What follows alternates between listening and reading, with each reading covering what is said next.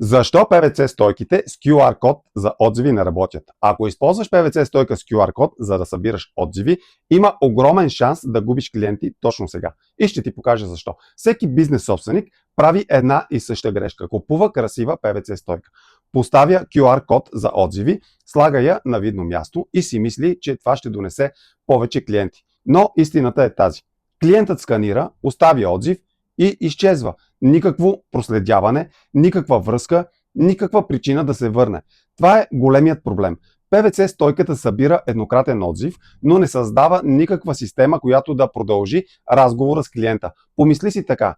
Ти получаваш неговият отзив.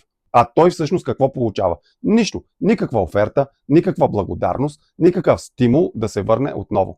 Това е като да поканиш клиент в магазина, той да ти каже какво мисли, а ти просто да кимнеш и да го оставиш да си тръгне, без да го поканиш пак. Не става въпрос за QR кода, не става въпрос и за PVC стойката.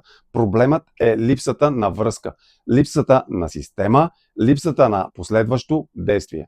И докато не го промениш, всеки клиент ще бъде просто още един еднократен отзив, който няма да се върне.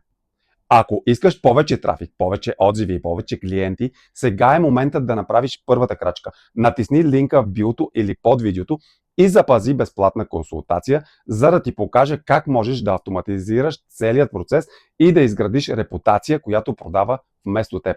Не чакай клиентите да те открият. Направи така, че да не могат да те пропуснат.